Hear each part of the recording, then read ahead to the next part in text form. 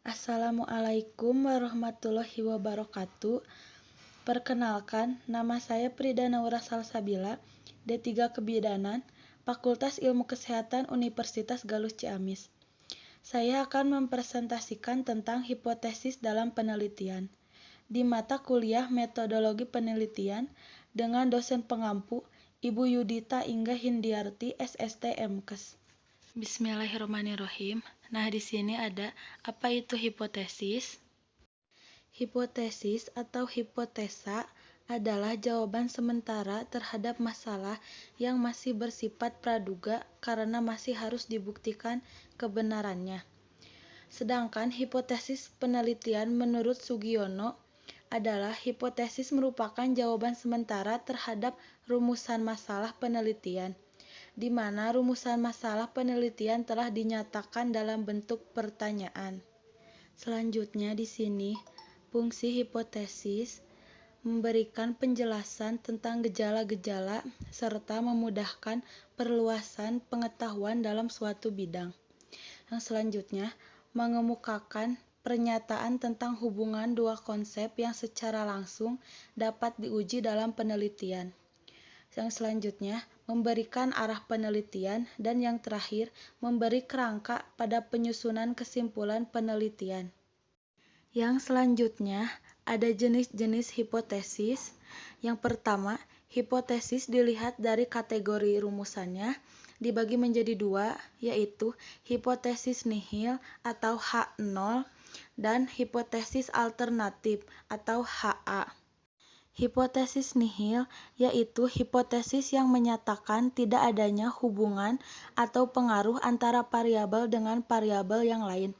Sedangkan hipotesis alternatif yaitu hipotesis yang menyatakan adanya hubungan atau pengaruh antara variabel dengan variabel lain. Yang kedua, ada hipotesis dilihat dari sifat variabel yang akan diuji.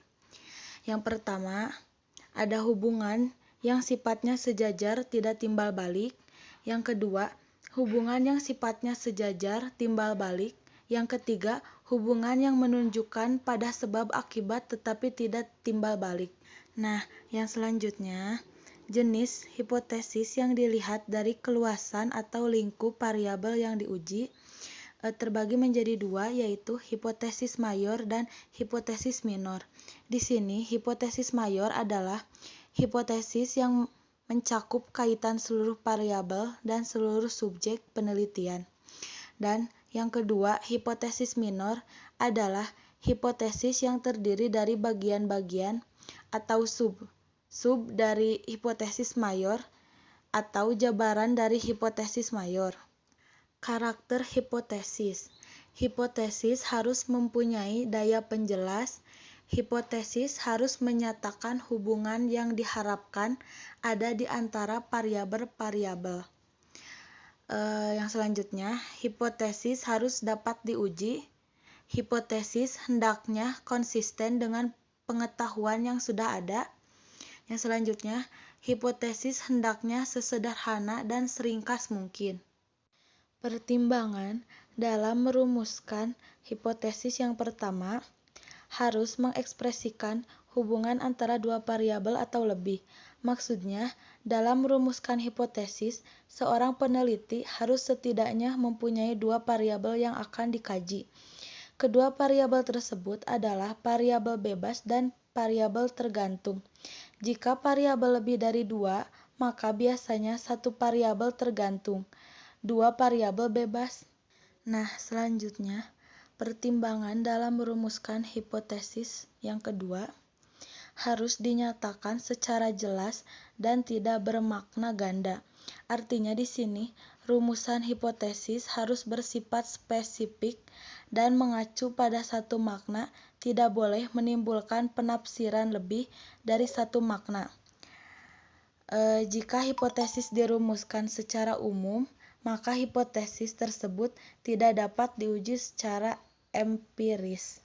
Nah, yang terakhir, pertimbangan dalam merumuskan hipotesis yang ketiga harus dapat diuji secara empiris. Maksudnya di sini adalah memungkinkan untuk diungkapkan dalam bentuk operasional yang dapat dievaluasi berdasarkan data yang didapatkan secara empiris. Sebaiknya, hipotesis jangan mencerminkan unsur-unsur moral, nilai-nilai, atau sikap. Menurut bentuknya, hipotesis dibagi menjadi 3. Yang pertama, hipotesis penelitian atau kerja. Yang kedua, hipotesis operasional. Yang terakhir, hipotesis statistik. Hipotesis penelitian merupakan anggapan dasar peneliti terhadap suatu masalah yang sedang dikaji. Nah, dalam hipotesis ini, peneliti menganggap benar hipotesisnya yang kemudian akan dibuktikan secara empiris melalui pengujian hipotesis dengan mempergunakan data yang diperolehnya selama melakukan penelitian. Di sini ada contohnya, ada hubungan antara krisis ekonomi dengan jumlah orang stres. Selanjutnya, hipotesis operasional merupakan hipotesis yang bersifat objektif. Di sini saya akan sedikit menjelaskan, artinya peneliti merumuskan hipotesis tidak semata-mata berdasarkan anggapan dasarnya, tetapi juga berdasarkan objektivitasnya. Bahkan, hipotesis penelitian yang dibuat belum tentu benar setelah diuji dengan menggunakan data yang ada. Untuk itu, peneliti memerlukan hipotesis perbandingan yang bersifat objektif dan netral, atau secara teknik disebut hipotesis nol.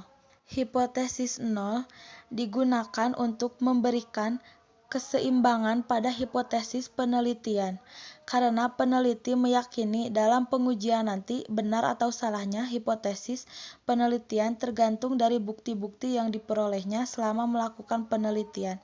Di sini ada contohnya, hipotesis nol tidak ada hubungannya antara krisis ekonomi dengan jumlah orang stres.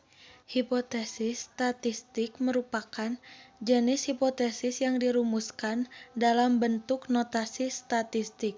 Nah, hipotesis ini dirumuskan berdasarkan pengamatan peneliti terhadap populasi dalam bentuk angka-angka atau kuantitatif. Nih, misalnya di sini ada contoh H0 R sama dengan 0 atau H0 P sama dengan 0. Selanjutnya, cara merumuskan hipotesis ialah dengan tahap sebagai berikut. Rumusan hipotesis penelitian, hipotesis operasional, dan hipotesis statistik. Yang pertama, hipotesis penelitian ialah hipotesis yang kita buat dan dinyatakan dalam bentuk kalimat. Di sini contohnya yang pertama, ada hubungan antara gaya kepemimpinan dengan kinerja pegawai. Yang kedua, ada hubungan antara promosi dan volume penjualan. Hipotesis operasional ialah mendefinisikan hipotesis secara operasional variabel-variabel yang ada di dalamnya agar dapat dioperasionalisasikan. Di sini contohnya, gaya kepemimpinan dioperasionalisasikan sebagai cara memberikan instruksi terhadap bawahan. Yang kedua, kinerja pegawai dioperasionalisasikan sebagai tinggi rendahnya pemasukan perusahaan. Hipotesis statistik ialah hipotesis operasional yang diterjemahkan ke dalam bentuk angka-angka statistik sesuai dengan alat ukur yang dipilih oleh peneliti. Di sini ada contohnya. Dalam contoh ini, asumsi kenaikan pemasukan sebesar 30%, maka hipotesisnya berbunyi sebagai berikut. Di sini ada pengujian hipotesis. Yang pertama, menarik kesimpulan tentang konsekuensi yang akan dapat diamati apabila hipotesis tersebut benar. Yang kedua, memilih metode penelitian yang akan memungkinkan pengamatan, eksperimentasi, atau prosedur lain yang diperlukan untuk menunjukkan apakah akibat-akibat tersebut terjadi atau tidak. Yang terakhir, menerapkan metode ini serta mengumpulkan data yang dapat dianalisis untuk menunjukkan apakah hipotesis tersebut didukung oleh data atau tidak. Alhamdulillahirabbil alamin. Sekian presentasi dari saya. Semoga yang saya sampaikan bisa bermanfaat. Mohon maaf bila ada salah kata. Wassalamualaikum warahmatullahi wabarakatuh.